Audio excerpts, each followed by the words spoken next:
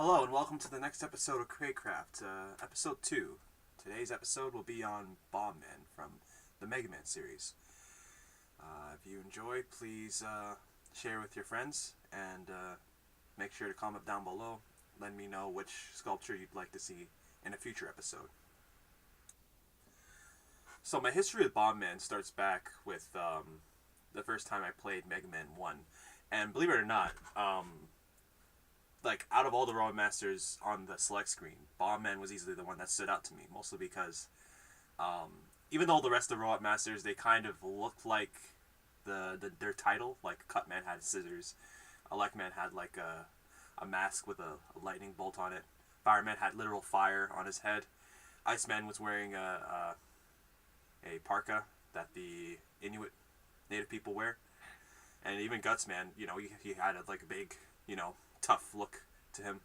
But Bomb Man, he just didn't look like a bomb man, especially because I don't think he held a bomb in his hand on the title screen. So it was just so intriguing to me seeing this Robot Master named Bomb Man who didn't look like anything like his name. And that's basically what started my intrigue with him. And I like his theme in the game was probably my favorite, Bomb Man's theme, out of all the rest of the Robot Masters. And yeah, I also have a thing for short fat people. I like Wario. I'm probably gonna make a video about Wario soon. And then yeah, his mohawk was also cool. But yeah, his weapon was useless in Mega Man 1 though. That's the thing. Hyper Bomb, you just use it to beat Gutsman if you were bad at the game. If you were bad at the game. But Hyper Bomb, they could have at least made it so that it destroys the guts blocks. Like even in Electman stage, you could use that. I don't know why they made Elect Beam so powerful. They could have gave that ability to Hyper Bomb as well. But at least they fixed that and powered up. They made it so that it explodes on contact, so it's much more useful. But yeah, good old Bomb Man. But yeah, easily out of all the Robot Masters across the entirety of the Mega Man series, Bomb Man is easily my favorite out of them all. I've played all the Mega Man games, but Bomb Man has stood the test of time as being my favorite. I think Mega Man was the second Mega Man game I ever played, after Mega Man 6. Don't ask why I played Mega Man 6 first, but Mega Man was the second game I played, and since then, Bomb Man has been my favorite. I've sculpted Bomb Man a couple times. This isn't the first. I've made much different quality sculptures.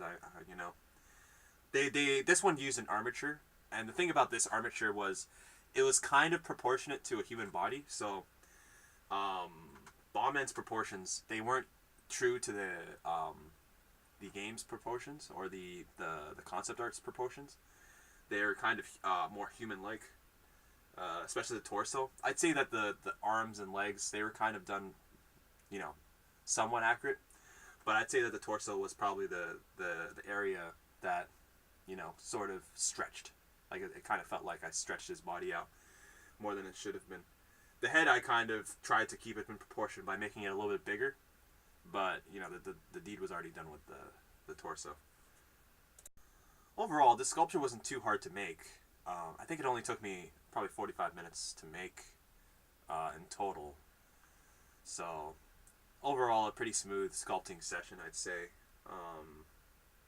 There's not a lot of detail on Bomb Man. I really went by the concept art in terms of detailing, because there's a lot of renditions of Bomb Man, not official, but that are a lot more detailed. But I just went off the official artwork for even like the complete works. What's it called, concept art. Even that has a little bit more detail on the feet, like the boots.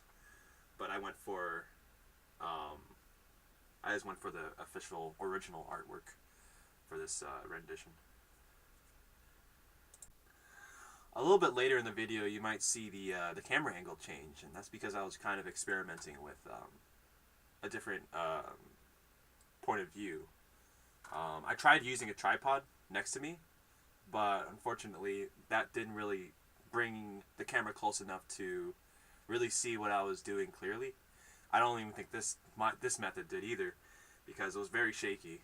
I literally had the webcam on my shoulder, and I don't think that worked out the best, especially by the end. I think my hand kind of goes out of frame, but I'm gonna look into trying to stabilize it, and I think it might work very well, because I really like the exactly what it captures. It's capturing a lot of what I'm doing very closely, and I think for the parts where I'm sculpting details on the body, like very minute, you know, specific details, I'll probably change the camera's point of view to over the shoulder so that you get right in the action. You know, you get right into the meat of the action.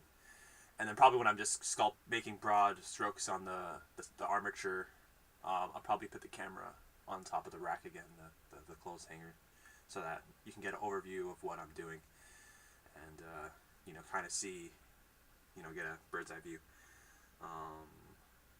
But yeah, enjoy the rest of the video. Like I said, I kind of go off frame for the close to the end of where I'm finishing up, but hopefully that'll be corrected in future videos. So stick to the end to see how it turns out, and yeah, thank you for watching. Have a nice day.